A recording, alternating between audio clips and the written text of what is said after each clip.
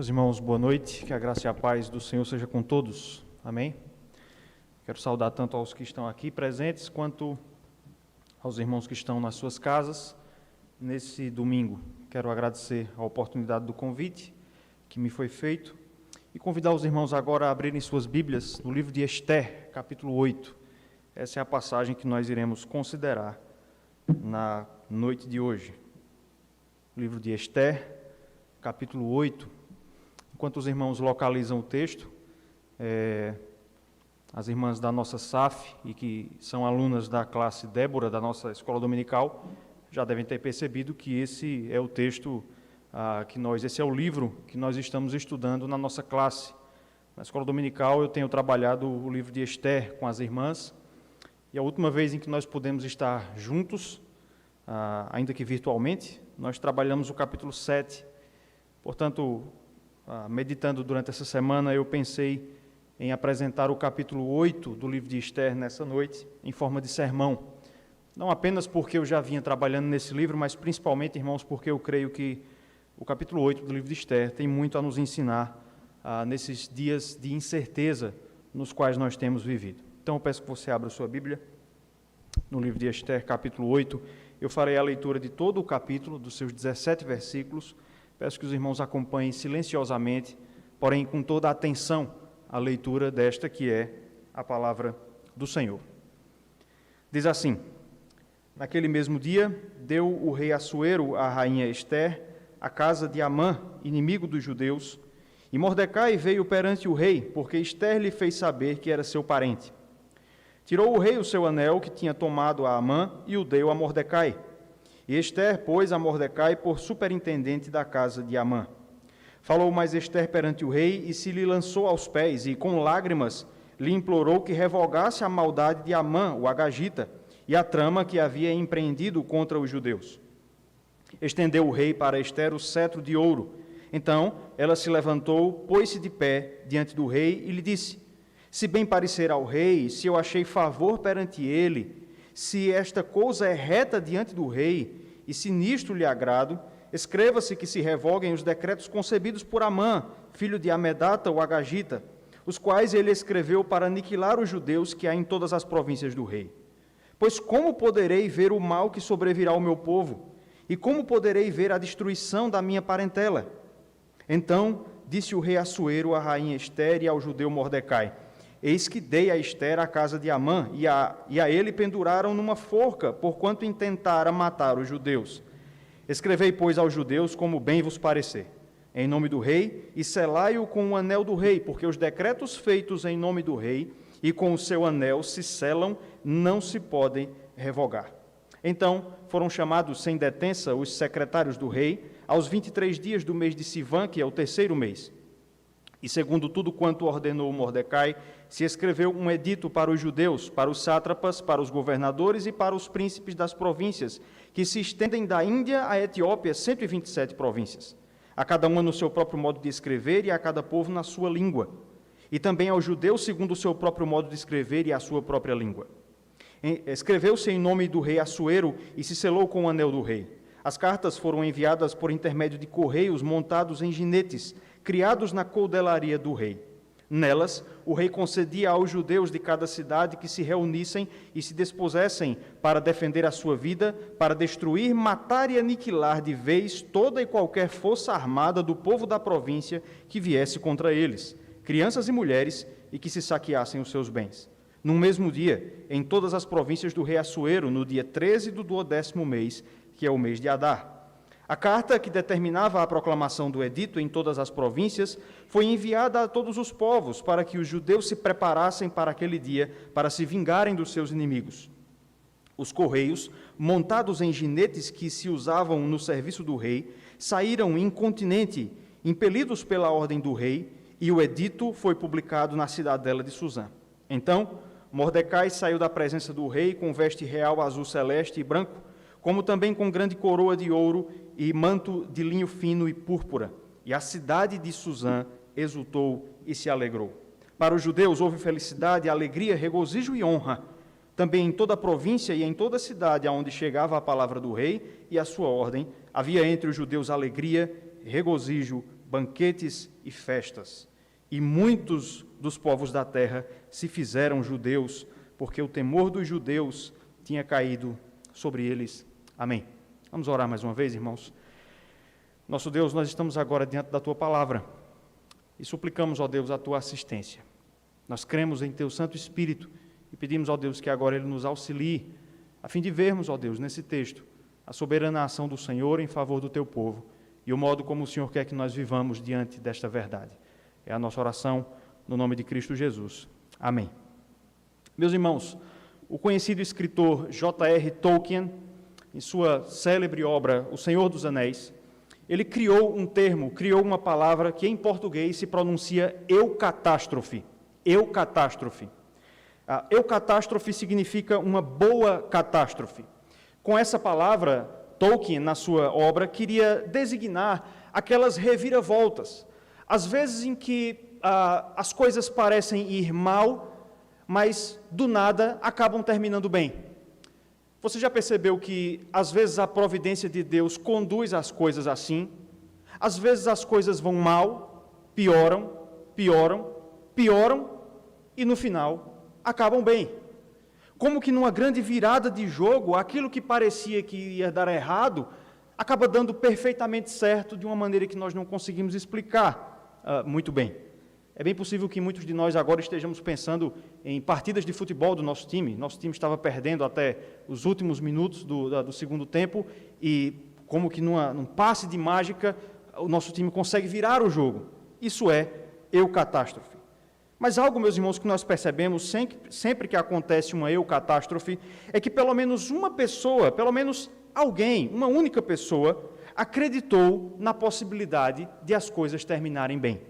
Sempre que há uma virada de jogo, sempre que há uma reviravolta em que aquilo que ia terminar mal acaba terminando bem, nós percebemos que pelo menos uma pessoa acreditou que as coisas poderiam terminar bem. Na mesma obra que eu acabo de citar, O Senhor dos Anéis, na versão para o cinema do segundo filme, há um momento em que o protagonista do filme, um hobbit chamado Frodo, há um determinado momento, já no fim do filme, em que ele quer desistir da sua missão. A missão dele era destruir o anel, que era o símbolo da maldade ali dentro do contexto do filme. E por causa da destruição que os orcs, os inimigos ali dos hobbits, causavam nas cidades, e por causa das dificuldades que a obra trazia consigo, há um determinado momento em que Frodo quer desistir da sua tarefa. É nesse momento, entretanto, que o seu companheiro, um outro hobbit chamado Sam, lhe traz uma palavra de encorajamento. E nessa cena, Sam diz o seguinte, falando sobre essas histórias de reviravoltas. Ele diz o seguinte: as pessoas nessas histórias tiveram muitas chances de voltar atrás, só que não o fizeram. Eles continuaram porque estavam segurando em algo, o bem que há neste mundo, Senhor Frodo, pelo qual vale a pena lutar.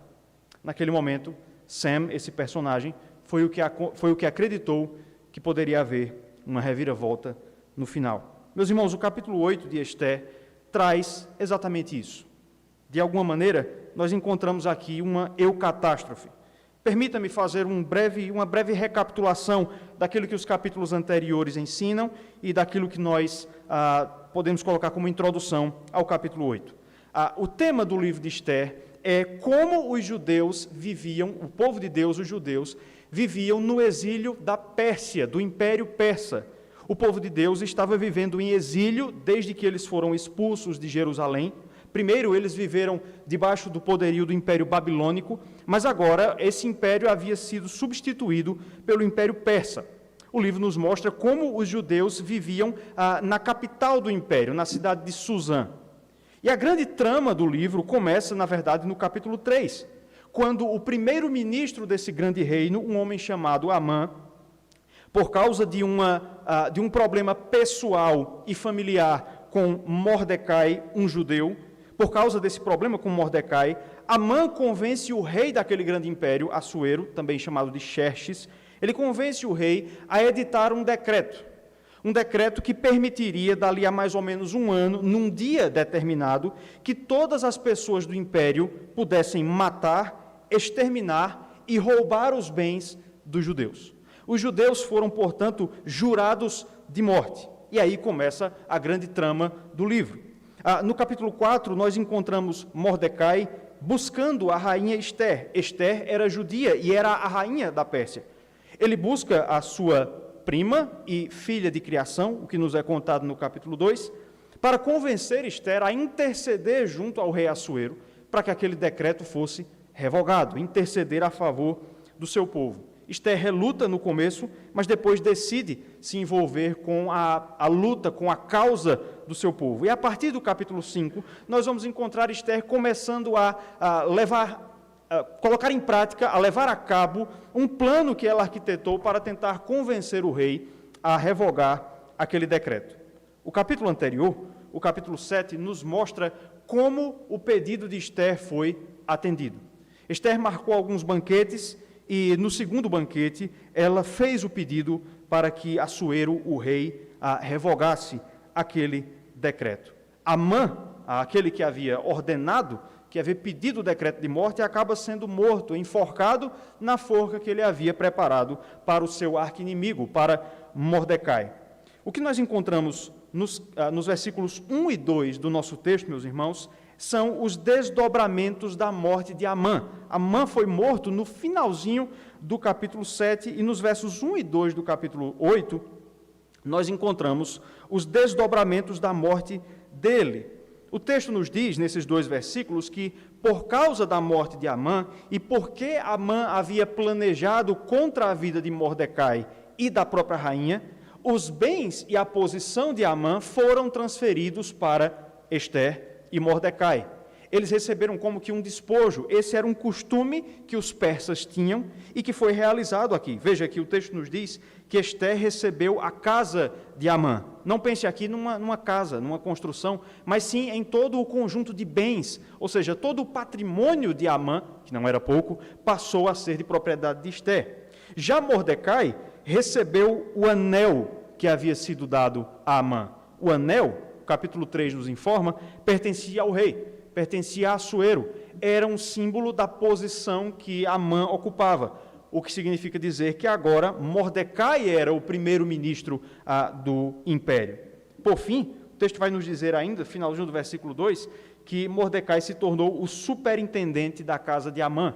Ele se tornou o administrador dos bens de Ester, aqueles que eram de Amã e passaram para Ester. Então percebam que, ao fim daquele banquete do capítulo 7, a situação de Ester e Mordecai agora era uma situação boa. Eles já não corriam risco de morte. Eles já não seriam atingidos pelo decreto que Assuero havia promulgado no capítulo 3. E, além disso, eles ficaram mais ricos e mais poderosos dentro do Império Persa. No entanto, meus irmãos, nós precisamos perceber algo essencial para entendermos o texto. Olha aí para o capítulo 7, versículo 8, um pouquinho antes do nosso texto. Esse texto, esse versículo, vai nos mostrar como e por que Amã foi morto. Em resumo, o que esse versículo nos mostra é que Amã foi morto por uma falsa acusação. Ele foi acusado falsamente, e Assuero sabia disso, de tentar violentar, de tentar forçar a rainha. Aquela, meus irmãos, foi uma escolha, foi uma saída que Assuero encontrou para matar Amã, que havia tramado contra a vida da rainha, e ao mesmo tempo manter o decreto do capítulo 3 vigente. E é isso que nós precisamos ter em mente aqui. Muito embora Ester e Mordecai estivessem livres do decreto e tivessem até mesmo sido beneficiados com a morte de Amã, o decreto de morte dos judeus continuava vigente. Ainda havia uma ordem para, dali a alguns meses, todos os judeus serem mortos. E mais ainda, irmãos, a situação dos judeus agora no capítulo 8 era pior do que era no capítulo 7. Isso porque o tempo estava se esgotando, pelo que nós lemos do versículo 9 do nosso texto. Faltavam apenas 9 meses para o decreto ser executado.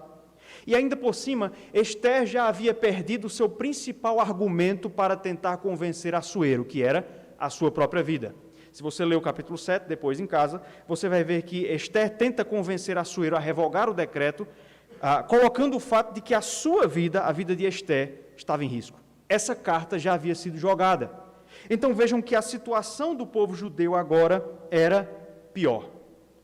Eu quero que vocês percebam aqui então, meus irmãos, o contraste. A situação de Ester e Mordecai, ao fim do capítulo 7, ao fim do versículo 2 do capítulo 8, era melhor. Eles estavam agora em segurança, poderosos e ricos na Pérsia. No entanto, a situação dos judeus era pior. Faltava menos tempo para a sua execução e não havia nenhum tipo de perspectiva de que o decreto seria revogado. Meus irmãos, fazendo uma breve aplicação do que nós já vimos até aqui, muito possivelmente essa é a situação que nós estamos vivendo nesses dias. Talvez, apesar dos dias difíceis que nós estamos vivendo, a sua situação seja boa. Talvez você não contraiu a doença até agora.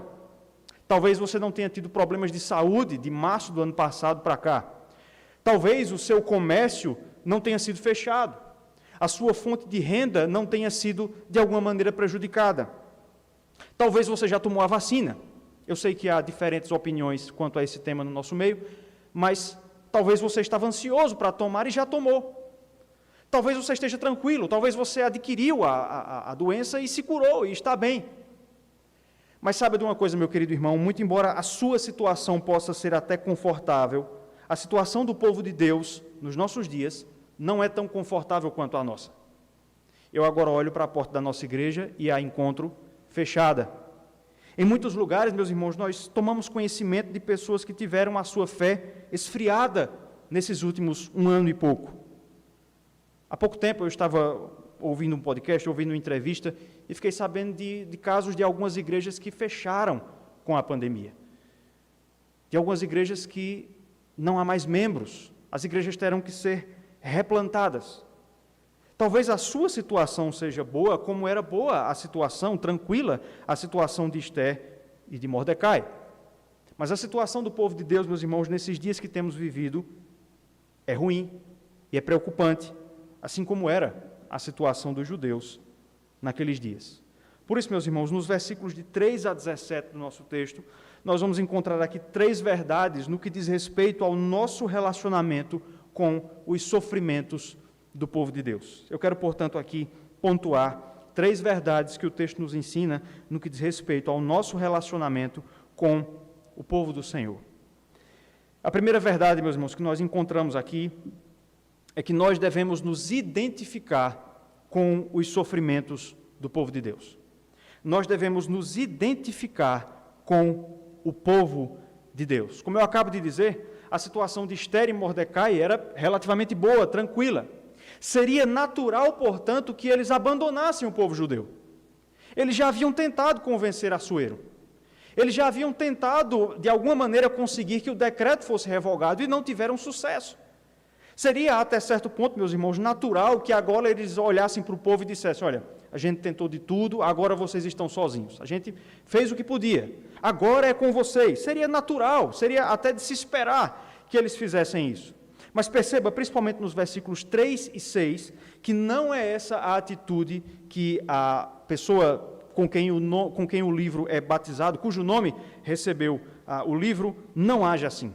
Veja o versículo 3, ele vai nos dizer que mesmo diante daquela situação, Ester voltou a entrar na presença de Assuero e veja como ela fez isso. Versículo 3, falou mais Ester perante o rei e se lhe lançou aos pés e com lágrimas lhe implorou que revogasse a maldade do Amã, o Agagita, e a trama que havia empreendido contra os judeus.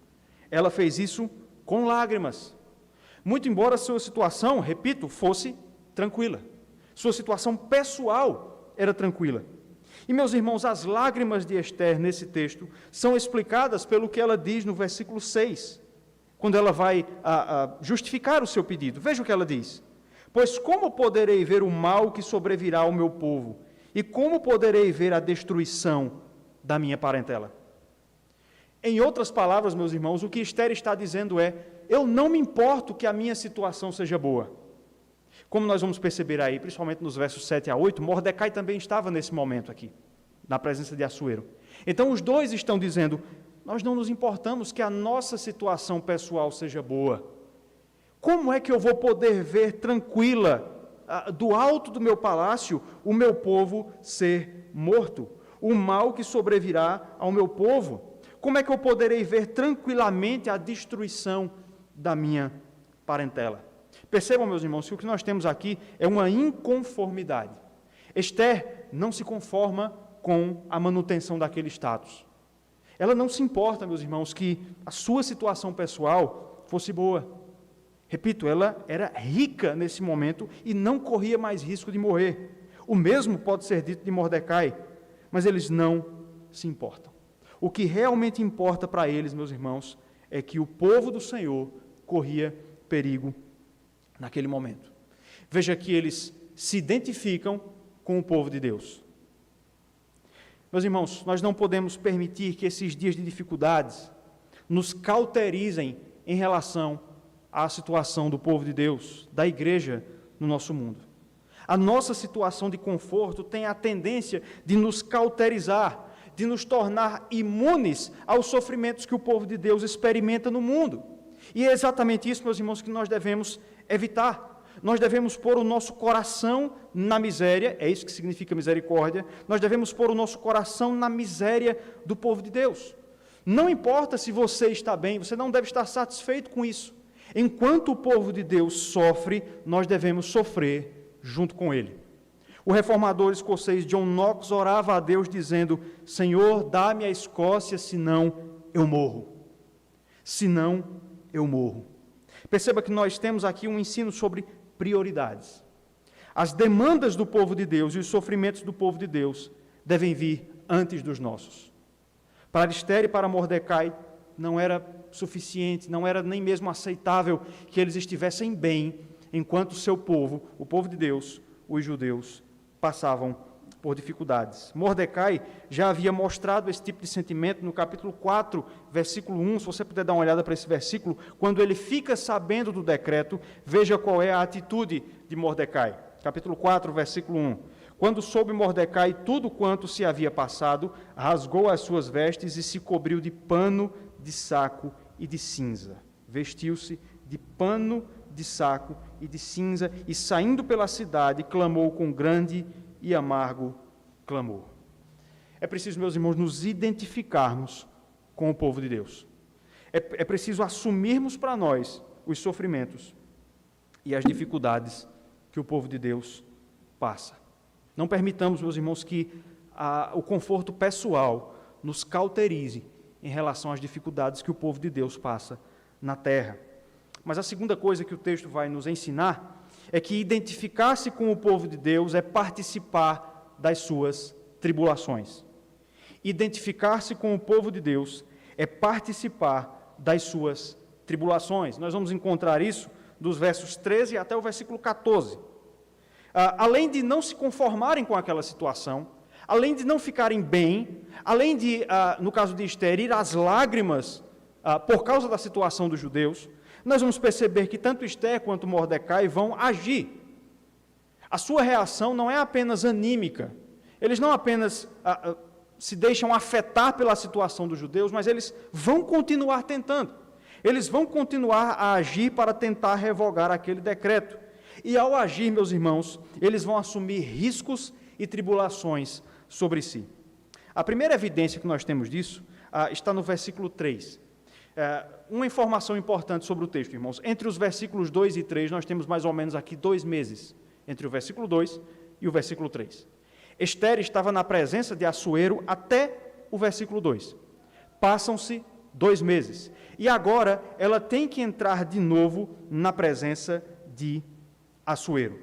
Percebam, no comecinho do versículo 3, que quando Esther entra na presença de Assuero, ela se lança aos pés do rei. Versículo 3. Falou mais Esther perante o rei e se lhe lançou aos pés. Por que Esther fez isso? Por que ela se ajoelha? Meus irmãos, Esther faz isso porque ao entrar na presença do rei, ela descumpriu uma lei. O capítulo 4, versículo 11 do livro de Esther já havia nos informado que Assuero tinha uma lei que não permitia que ninguém entrasse na sua presença sem ser chamado. E a pena para isso era a morte. Esther já havia descumprido essa lei no capítulo 5 e foi salva da morte. Agora ela descumpre de novo, é por isso que ela fica de joelhos diante do rei. Ela fica de joelhos porque ela sabe que descumpriu a lei e que precisa receber a misericórdia do rei. E a prova, meus irmãos, definitiva disso está no versículo 4, quando nós lemos que Assuero estendeu o cetro para Ester, e só depois disso é que Ester ficou de pé diante do rei. Já no capítulo 4, nós somos informados que só havia uma maneira de aquela pessoa que entrou na presença do rei sem ser chamada não morrer. É se o rei estendesse o cetro para a pessoa. Ester descumpriu a lei e correu o risco de morte. Correu o risco de ser morta pelo rei. Bastava que Assuero estivesse num dia de mau humor e Ester morreria. Eu quero que você perceba, meu querido irmão, minha querida irmã, o que Ester fez aqui. Repito, por causa dos eventos do capítulo 7, ela não corria mais riscos de morrer. Já o povo judeu estava jurado de morte. Perceberam o que foi que eu quis mostrar aqui? Quando Ester entrou na presença de Assuero, correndo o risco de morrer, ela se pôs debaixo do mesmo risco do seu povo. Identificar-se com o povo de Deus é participar das tribulações pelas quais o povo de Deus passa. É exatamente isso que Ester fez aqui. Ela entra na presença do rei e, por isso, acaba correndo o mesmo risco que seu povo estava correndo naquele momento. Depois disso, os versículos 5 e 6 vão nos dizer aí que Ester, então, deduziu o seu pedido. Voltou a pedir ao rei que o decreto fosse revogado. Versículo 5. Se bem parecer ao rei, se eu achei favor perante ele, se esta coisa é reta diante do rei, e se nisto lhe agrado, escreva-se que se revoguem os decretos concebidos por Amã, filho de Amedata, o Agagita, os quais ele escreveu para aniquilar os judeus que há em todas as províncias do rei. Pois como poderei ver o mal que sobrevirá ao meu povo? E como poderei ver a destruição da minha parentela? Então ela entra na presença de Assuero e faz o seu pedido. Percebam, meus irmãos, agora a resposta do rei Assuero no versículo 7. Então disse o rei Assuero à rainha Ester e ao judeu Mordecai. Veja que ele também estava na presença do rei. Eis que dei a Ester a casa de Amã, e a ele penduraram numa forca porquanto intentara matar os judeus. Você conseguiu perceber que a resposta de Assuero é decepcionante? Você conseguiu perceber isso no texto? Ester acabou de dizer que ela não se importa com seus bens. Ela acabou de dizer que o que importa para ela é a segurança do seu povo. Ela acabou de dizer isso. Como eu poderei ver o mal do meu povo? Resposta do rei. Por que você está me pedindo mais alguma coisa? Eu não acabei de lhe dar bens? Perceberam qual é o sofrimento de Ester aqui? Ao identificar-se com o povo de Deus, meus irmãos, Ester teve que sofrer a incompreensão do mundo. E essa é uma outra coisa que nós sofremos quando nos identificamos com o povo de Deus. Quando nos identificamos com o povo do Senhor e com seus valores, nós temos que sofrer a incompreensão desse mundo. Me responda uma coisa, não audivelmente, mas pense aí. Quantas vezes você já não foi julgado injustamente pelo mundo? Quantas vezes você já não procurou fazer o que é certo, o que é correto, o que é moral diante da vontade de Deus e foi mal julgado pelo mundo? E suas intenções foram julgadas de maneira errada. E as pessoas acharam que você quer aparecer, que você quer se amostrar, que você é um falso moralista. Vejam que Ester é injustamente julgada pelos padrões da Pérsia. Assuero lida com Ester como se Ester tivesse os mesmos valores da Pérsia, que valorizava os bens e o poder. Identificar-se, meus irmãos, com o povo de Deus é sofrer as incompreensões que nós sofremos no mundo. Mas ainda, o texto vai nos dizer, final do versículo 8, que Ester também teve que sofrer com o orgulho do rei. Finalzinho do versículo 8. Vou ler o versículo 8 todo. Escrevei, pois, aos judeus, como bem vos parecer, em nome do rei, e selai com o anel do rei, porque os decretos feitos em nome do rei, e que com o seu anel se selam, não se podem revogar. Assuero não quis revogar o decreto tão somente por orgulho. Ele menciona aqui um costume que havia na Pérsia naquela época. Os decretos dos reis, que são selados com seu anel, não podem ser revogados. A resposta dele é: eu não posso revogar o decreto, porque o selei com meu anel. Vejam, irmãos, Assuero sabia que aquele decreto era um decreto injusto. Assuero sabia disso. Assuero sabia que aquele decreto era fruto dos ciúmes de Amã. Ele sabia que era injusto matar um povo inteiro por causa de um homem só. Assuero sabia de todas essas coisas. No entanto, meus irmãos, é o orgulho do rei que mantém os judeus sob um decreto de morte. Meus irmãos, no mundo, a igreja tem que se submeter e tem que ter de lidar com homens que são poderosos, maus e orgulhosos ao mesmo tempo. Assuero não revoga o decreto por causa de seu orgulho. Qualquer semelhança com o que nós estamos vivendo não é mera coincidência. Meus irmãos, um parênteses sobre essa questão. Percebam que no capítulo 7, Assuero fez algo que foi bom. Assuero matou Amã e livrou Mordecai e Ester da morte. Ele fez algo bom. Mas veja que alguns versículos depois, Assuero volta a mostrar a sua face ímpia. Ele deixa de revogar um decreto tão somente por orgulho. Isso, meus irmãos, tem um importante ensinamento a nos trazer. Nós precisamos ter muito cuidado no que diz respeito à forma como nós tratamos figuras políticas, tão somente porque um dia fizeram algo em favor do povo de Deus. Assuero também fez. Logo depois ele mostrou a sua face ímpia. Cuidado, meus irmãos, temos cuidado com a empolgação que nós temos com figuras seculares, com homens que permanecem sendo ímpios, mas porque fazem uma ou outra coisa em favor do povo de Deus, muitas vezes começam a ser superestimados no nosso meio. Fecha parênteses, só uma aplicação breve de algo que o texto nos mostra. Mas o fato é que Ester e Mordecai têm que lidar com o orgulho do rei. Ele não revoga o decreto, tão somente para não perder sua autoridade. Então, diante disso, qual é a solução, então, que Assuero encontra? Se você ler todo o livro de Ester, você vai ver que Assuero é um homem utilitarista. Ele encontra a solução que seja melhor para ele. E, nesse caso aqui, ele acha melhor tirar o corpo fora. Começo do versículo 8, ele incumbe, então, Ester e Mordecai de fazerem um outro decreto. Em resumo, a solução que Assuero encontrou foi a seguinte: o primeiro decreto, o decreto que previa a morte dos judeus, continua. O que se sela com o anel do rei não pode revogar. Mas eu autorizo vocês, Ester e Mordecai, a fazerem um novo decreto, que também será selado com o anel do rei, e um decreto que, na prática, irá anular o primeiro. Então, a gente não revoga o primeiro decreto, mas vocês podem fazer outro para tentar zerar, para tentar anular o efeito do primeiro. A solução que Mordecai encontra está nos versos 9 a 14, que nós não vamos reler, mas, em resumo, dizem o seguinte: o novo decreto, selado pelo anel de Assuero, previa que o primeiro decreto continuava válido. No 13º dia do 12º mês, os judeus poderiam ser mortos, mas o novo decreto permitia que os judeus pudessem exercer sua defesa. Versículos 11 e 12, veja aí.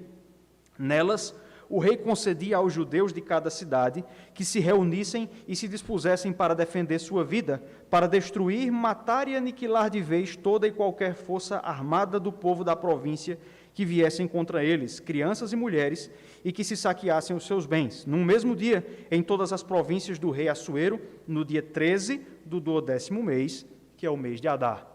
Perceberam aqui o que é que o segundo decreto dizia? O primeiro está válido. No 12º dia, ou melhor, no 13º dia do 12º mês, todo judeu pode ser morto.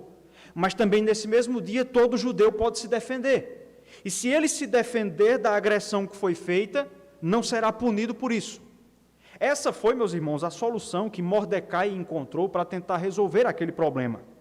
O objetivo, meus irmãos, desse segundo decreto era desencorajar os inimigos de Israel. Era fazer com que o pessoal recuasse um pouco. Já que os judeus poderiam se defender e poderiam matar as famílias daqueles que atacassem os judeus sem serem punidos pelo império, talvez muitas pessoas que estavam planejando atacar os judeus desistiriam do seu intento por causa desse novo decreto. A intenção era essa. Mas percebam, meus irmãos, duas coisas. O decreto era, apesar de ter uma boa intenção em relação a Mordecai, o decreto era inócuo. Vejam, o decreto previa que os judeus poderiam exercer legítima defesa. Mas os judeus já fariam isso quando chegasse o dia. Se nada acontecesse, se o decreto não fosse revogado e não acontecesse mais nada, a última opção que os judeus teriam seria se defender. O decreto era inócuo nesse ponto. Além disso, meus irmãos, o decreto novo não era nenhuma garantia de que os judeus estariam seguros. Já que, lembre-se, os judeus viviam nessa época rodeados de inimigos. E, além disso, o povo de Amã e a sua família devia estar só aguardando o dia, daqui a alguns meses, para poder vingar aquele que havia morrido. Então, vejam que o decreto era, em certo ponto, inócuo e inútil. Ele não trazia garantias reais de que o povo judeu estaria seguro naquele dia. Era uma mera tentativa de impor medo nos inimigos dos judeus. Mas o futuro ainda era, meus irmãos, incerto e perigoso. Me diga uma coisa. Ao fim do versículo 14, que é quando termina essa parte do texto, tendo olhado tudo isso, tendo percebido que o decreto continuava vigente, Assuero não estava disposto a revogá-lo. O tempo estava correndo. Percebam que no final do versículo 14, o texto vai nos dizer que os correios da Pérsia foram com pressa levar o decreto. Havia alguma dúvida se as cartas poderiam chegar nos limites do império a tempo. Não havia certeza quanto a isso. Faltava pouco tempo, o decreto continuava vigente, o ex-primeiro-ministro estava morto e talvez sua família e seu povo estavam com muita vontade de vingá-lo. O decreto novo não resolve as coisas e o tempo está passando. Olhando para tudo isso, meu irmão, minha irmã, meus irmãos, parece que as coisas vão dar certo no final, ao fim do versículo 14. Vocês acham que as coisas estão caminhando para dar certo? Parece que vai terminar tudo bem? Não, não é? As coisas não parecem estar dando muito certo para o povo judeu. Mas vejam o que os versículos 15 a 17 vão nos mostrar. Perceba a reviravolta que o texto vai reservar para nós. O texto vai dizer, então, no versículo 15, o seguinte: Então, Mordecai saiu da presença do rei com veste real azul celeste e branco, como também com grande coroa de ouro e manto de linho fino e púrpura. O texto está descrevendo aqui o momento em que Mordecai sai da presença de Assuero e vai se apresentar ao povo de Suzã, da capital. Ele está vestido com a roupa oficial, porque ele está ali como primeiro-ministro, e essa sua aparição, muito provavelmente, tem o objetivo de se mostrar como novo primeiro-ministro do império e também anunciar aos povos o novo decreto, o decreto que nós encontramos nos versos de 8 até o versículo 14. Então, Mordecai sai da presença de Assuero e se apresenta à cidade de Suzã. Veja a reação da cidade, finalzinho do versículo 15. E a cidade de Suzã exultou e se alegrou. O autor está falando aqui, meus irmãos, dos inimigos dos judeus. Os povos pagãos da cidade de Suzã. Eles que teriam o direito de matar os judeus e de se assenhorar, de tomar os seus bens, os inimigos dos judeus, eles mesmos, se alegraram com o decreto. E mais, versículos 16 e 17 vão nos dizer também que os judeus, mesmo diante dessa perspectiva incerta, se alegram com o novo decreto. Para os judeus houve felicidade, alegria, regozijo e honra. Também em toda a província e em toda a cidade aonde chegava a palavra do rei e a sua ordem, havia entre os judeus alegria e regozijo, banquetes e festas. Os judeus também se alegraram com essa nova determinação. E a principal surpresa, meus irmãos, que o texto nos traz, está no finalzinho do versículo 17. E muitos dos povos da terra se fizeram judeus, porque o temor dos judeus tinha caído sobre eles. Surpreendentemente, o texto está nos dizendo que o novo decreto, que era aparentemente decepcionante, trouxe alegria. Olhe para o capítulo 3, versículo 15, veja qual era a situação da cidade quando o primeiro decreto foi promulgado. Capítulo 3, versículo 15, finalzinho. O rei e Amã se assentaram a beber, mas a cidade de Suzã estava perplexa. Agora, com o segundo decreto, houve em Suzã exultação e alegria. Os inimigos do povo de Deus se alegraram, o povo de Deus se alegrou, e o mais surpreendente de tudo, houve conversões por causa daquele decreto. O texto vai dizer que muitos se fizeram judeus, se tornaram prosélitos, homens se apresentaram para a circuncisão e passaram a ser parte do povo de Deus. Em outras palavras, conversões. Irmãos, é claro, é óbvio, que nem todas essas conversões aqui foram sinceras. Com certeza, muitas pessoas se tornaram judias porque perceberam que o rei estava começando a pender para o lado dos judeus. Obviamente, nem todas as conversões foram sinceras, mas não é nenhum absurdo nós pensarmos que muitas devem ter sido. Muitas pessoas devem ter visto a maneira como os judeus são cuidados por Deus e passaram a crer no Deus de Israel, passaram a crer em Yahvé. Veja que de uma situação que não trazia nenhum tipo de boa expectativa, nasceu salvação. Irmãos, o que nós encontramos aqui é algo irônico, para dizer o mínimo. Percebam que o rei Assuero, sem saber, sem ter consciência disso, ele acabou cumprindo os termos do pacto de Deus com Abraão. Ainda que ele não percebesse isso, o rei Assuero cumpriu os termos do pacto de Deus com Abraão. Você lembra de Gênesis capítulo 12? Qual foi a promessa que Deus fez ao seu servo Abraão? Eu abençoarei aqueles que te abençoarem e farei o quê? Amaldiçoarei os que te amaldiçoarem. Percebam que foi isso que Assuero fez.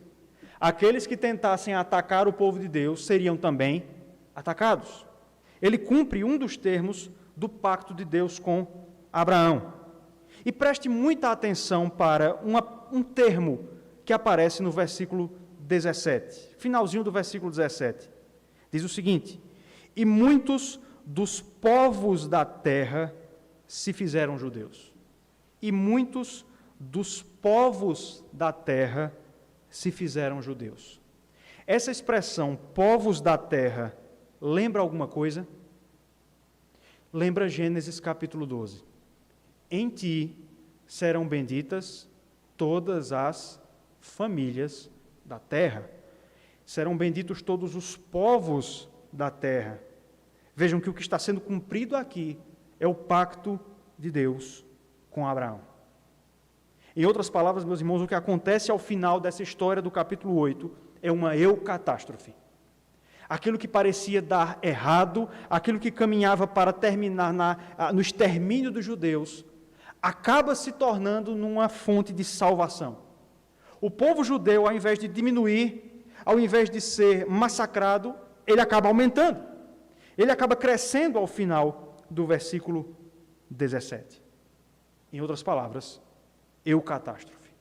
Aquilo que parecia que iria dar errado, acaba dando certo. E a terceira, portanto, a coisa que nós aprendemos no texto, a terceira lição que o texto nos traz, é que identificar-se com o povo de Deus não é apenas participar de seus sofrimentos e de suas tribulações. Identificar-se com o povo de Deus é participar também da sua esperança e da sua alegria. Identificar-se com o povo de Deus é participar da sua esperança e da sua alegria. O texto termina com uma nota de ânimo, e nos capítulos 9 e 10 nós vamos encontrar o livramento dos judeus sendo efetivamente executado pela mão do Senhor. Meus irmãos, como conclusão e como aplicação, eu gostaria que vocês notassem uma última coisa nesse capítulo 8. Percebam que o versículo 17 nos informa que os judeus começaram a banquetear e fazer festas. Começaram a banquetear e fazer festas. Você percebeu que eles começaram a comemorar antes do dia? Eles começaram a comemorar a vitória antes do dia que havia sido aprazado para o cumprimento do decreto. Em outras palavras, meus irmãos, nós podemos dizer que os judeus estavam vivendo o já e o ainda não.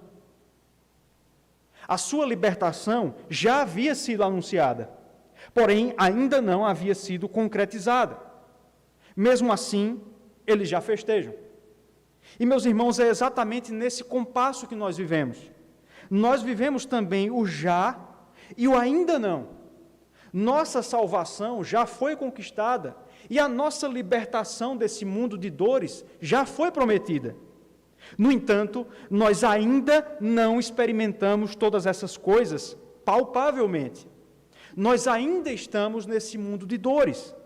Nós ainda estamos, meus irmãos, nesse mundo de decretos injustos.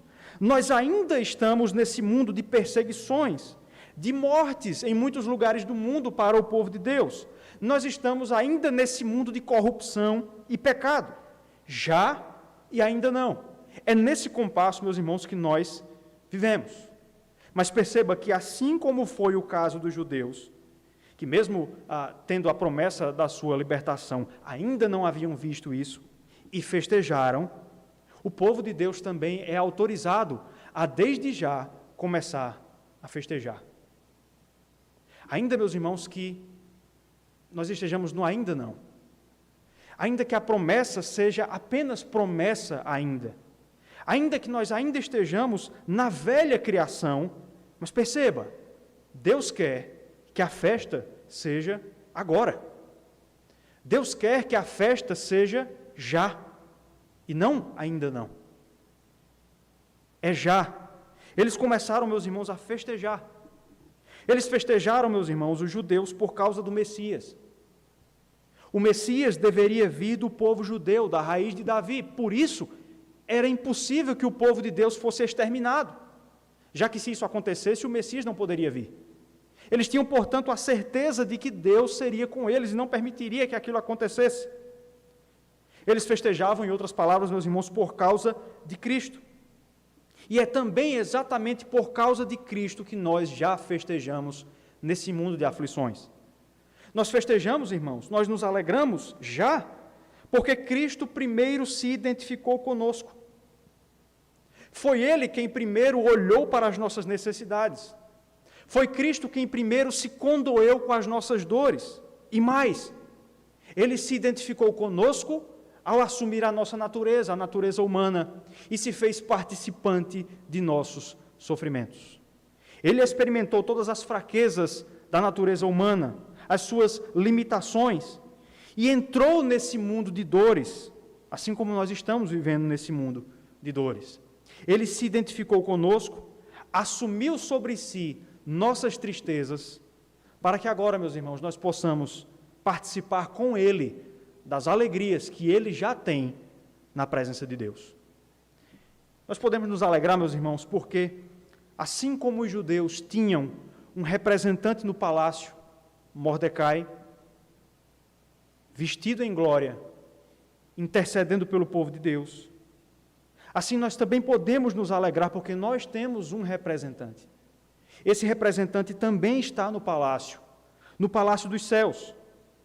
Ele também, meus irmãos, está vestido em glória. Ele também age em nosso favor, como Mordecai agiu em favor de seu povo. Ele também intercede por nós. Ele se identificou conosco. E é exatamente por isso, meus irmãos, que nós podemos crer no amanhã. É exatamente porque nós temos um representante no palácio do céu, que nós cremos que, ainda que o presente e o próprio futuro se mostrem nebulosos, no final haverá uma eucatástrofe. No final, tudo terminará bem. Eu não me refiro à sua vida pessoal, mas eu me refiro ao bem-estar do povo de Deus. Ele caminha em dificuldade nessa terra, mas no final, ele terminará na glória celestial. Na cena que eu descrevi no começo do sermão, do filme O Senhor dos Anéis, As Duas Torres, o segundo da trilogia, naquela cena em que Frodo e Sam conversam sobre as dificuldades de continuar naquela obra, naquela mesma fala que eu citei, Sam também disse o seguinte para o seu companheiro Frodo, abre aspas, às vezes você não quer saber o fim, porque como o final poderia ser feliz?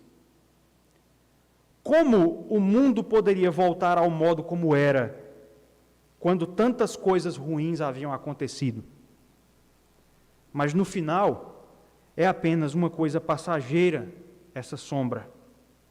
Mesmo a escuridão deve passar. Um novo dia virá. E quando o sol brilhar, ele resplandecerá ainda mais claro. Um novo dia virá. E quando o sol brilhar, ele resplandecerá ainda mais claro. Meus irmãos, essa é a esperança que nós temos, de que as coisas terminarão bem em nosso favor. E se você ainda não tem essa esperança, se em seu coração não arde essa expectativa, saiba que há um decreto de Deus contra os nossos pecados. Há um dia que Deus reservou para o exercício da sua ira. Ele separou e decretou um dia onde sua ira se revelará do céu contra toda impiedade. E mais, por causa dos seus pecados, seu nome está nessa lista. Por causa de seus pecados, você também é contado entre aqueles que receberão o castigo de Deus. Mas saiba também de uma coisa, querido ouvinte, se você se identificar com Cristo pela fé, se você se identificar com Ele pela fé, assim como os judeus tiveram, naquele dia, um direito à legítima defesa, você encontrará uma legítima defesa contra a ira de Deus em Cristo. Assim como os judeus se defenderam naquele dia, no dia do exercício da ira do Senhor, você estará defeso, seguro, debaixo do escudo da justiça de Cristo. Portanto, arrependa-se dos seus pecados, crê em Cristo e viva com alegria, viva com esperança. Amém. Vamos orar. Senhor, louvado seja o teu nome pela tua palavra. Ela é, ó Deus, como favo de mel. Quão belas, Senhor, são as Escrituras. Quão belas são as Escrituras. Ajuda-nos a confiarmos em tudo isso que nós vimos nessa noite. Ajuda-nos a vivermos de fato uma vida de alegria e regozijo, a despeito, ó Deus, de toda e qualquer situação adversa. Que não nos guiemos por vista, Senhor, mas por fé. Essa é a nossa oração, em nome de Cristo, nosso Senhor. Amém.